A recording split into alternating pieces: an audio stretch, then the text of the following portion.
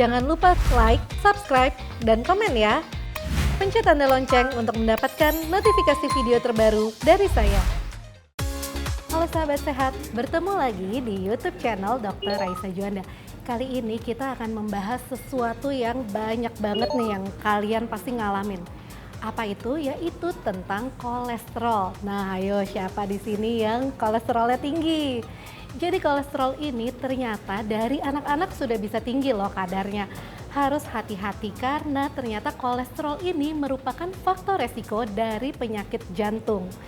Nah, sebelumnya saya akan menjelaskan sedikit nih mengenai apa sih itu kolesterol.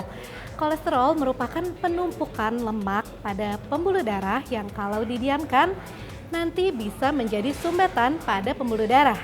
Nah, hal ini tentunya berbahaya kalau sudah tersumbat dan kolesterol ini bisa terlepas secara tiba-tiba kalau menyumbatnya di bagian otak, nanti bisa jadi penyakit stroke, menyumbatnya di bagian jantung, bisa jadi serangan jantung.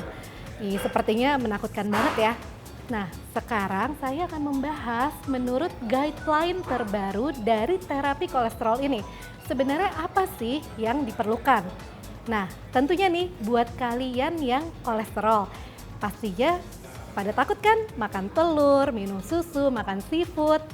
Nah, ternyata dari guideline terbaru ada caranya loh, kalian masih bisa enjoy makanan-makanan tersebut tanpa takut kolesterol meningkat. Oke, langsung aja ya kita bahas. Jadi guideline yang dulu nih, yang dulu itu menyatakan bahwa batasan kolesterol harian untuk orang-orang yang sudah ada kolesterol itu hanya 200 mg. Nah, tapi ternyata guideline yang sekarang 200 mg itu sudah dihilangkan. Artinya Anda bebas makan makanan tersebut. Nanti dulu, kita lihat dulu. Jadi, guideline yang terbaru ternyata mengatakan yang paling penting yang harus Anda batasi hariannya adalah lemak jenuh. Nah, lemak jenuh ini adalah lemak yang berbahaya untuk tubuh Anda. Selain lemak jenuh, Anda ternyata juga harus membatasi asupan garam dan asupan gula. Nah, sebenarnya berapa batasan lemak jenuh harian di dalam kehidupan kita? Jadi lemak jenuh ini masih boleh ada, tapi kadarnya hanya sedikit sekali, hanya sekitar 5-6% dari kebutuhan kalori. Jadi kalau dihitung-hitung, misalnya kalori hariannya 2000 kalori ya, kebutuhan lemak jenuhnya ternyata maksimal hanya 13 gram saja, tidak lebih. Nah, kita tentunya harus tahu dong, kadar lemak jenuh di dalam makanan-makanan ini ada berapa banyak sih? Oke, sebagai gambaran, lemak jenuh di dalam keju, potongan keju yang kotak-kotak tuh yang kecil-kecil, 4 potong keju lemak jenuhnya sudah 8 gram. Jadi kalau makannya lebih dari 4 kotak tentunya melebihi batasan harian. Selain itu contoh makanan yang ada lemak jenuhnya juga contohnya adalah pizza. Dari pizza ini satu slice-nya, satu potong pizza mengandung lemak jenuh sebesar 8 gram. Nah, jadi kalau mau makan pizza boleh atau enggak? Boleh, tapi satu slice saja, jangan lebih. Oke, dan bagaimana dengan daging merah? Nah, daging merah biasanya yang kolesterol takut kan makan daging merah. Ternyata per 100 gram daging merah yang mentah ya, belum dimasak. Per 100 gram daging merah itu mengandung lemak jenuh sebesar 4,5 gram. Nah, tadi batasan hariannya 13 gram kan, jadi Anda masih boleh menikmati daging merah sebanyak 300 gram. Nah, jadi untuk mengatasi lonjakan kolesterol dalam darah Anda, sebaiknya konsumsi daging merah ini hanya maksimal 300 gram per minggu. Oke? Nah, lalu bagaimana dengan seafood dan juga ayam? Kita lihat ya. Nah, kita lihat seafood di sini contohnya adalah udang. Udang ini boleh nggak sih?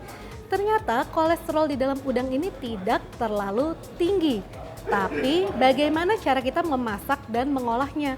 Karena kalau dimasak pakai mentega yang berlebihan, tentunya lemak jenuhnya juga akan tinggi. Nah, ada lemak yang baik nih untuk menurunkan kolesterol. Jadi lemak yang baik itu contohnya adalah minyak zaitun, minyak canola, minyak biji bunga matahari. Nah, kalian bisa mensubstitusi margarin atau butter dengan minyak yang baik tadi. Nah, lalu bagaimana dengan ayam? Kita lihat ya. Jadi makan ayam ini ternyata masih diperbolehkan, tapi kolesterolnya ini paling banyak di bagian kulitnya. Jadi hati-hati nih makan kulit ayam. Sebaiknya untuk Anda yang kolesterol tinggi, kulitnya dibuang aja deh, jangan dimakan, oke? Nah, lalu kita lihat lagi mengenai mie goreng. Wah, ini juga favorit orang Indonesia nih. Makan mie goreng kan? Nah, mie goreng ini sebenarnya boleh nggak sih untuk orang kolesterol? Jawabannya boleh, asalkan minyaknya minyak baru atau pakai minyak yang sehat. Nah, lalu bagaimana dengan telur? Biasanya yang kolesterol takut kan makan telur? Nah, telur ya, kita lihat nih telur. Ternyata dari rekomendasi terbaru, telur ini masih diperbolehkan loh. Jadi telur diperbolehkan sebanyak apa? 3 butir per minggu dengan tidak lebih dari 1 butir per hari. Nah, jadi kalian sekarang bisa makan lebih bebas. Nah, lalu bagaimana dengan santan? Santan juga bumbu sehari-hari yang sering dipakai nih. Ternyata santan ini mengandung 0 kolesterol. Jadi kita boleh atau nggak makan santan? Perlu diingat, meskipun kolesterolnya 0, tapi lemak jenuhnya sangat tinggi. Per 100 gram, lemak jenuhnya mencapai 20 gram. Padahal batasan harian tidak lebih dari 13 gram. Jadi, boleh atau enggak makan santan? Boleh, tapi dikit ya, hanya 1 sendok makan aja per hari. Nah, selain makanan-makanan tersebut, ada cara lain nih untuk menurunkan kolesterol. Yang pasti, pertama Anda harus menjaga berat badan supaya ideal.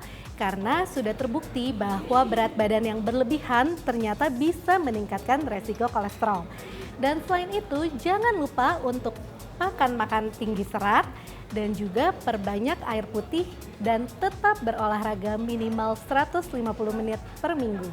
Demikian pembahasan saya tentang kolesterol pada hari ini. Nantikan topik-topik selanjutnya ya. Nanti saya akan membahas nih mengenai perbedaan antara mie dan spaghetti. Oke? Untuk kalian yang punya topik menarik, boleh langsung komen di kolom komentar di bawah ini ya. Jangan lupa like, subscribe, dan tekan tanda lonceng untuk mendapatkan notifikasi video terbaru.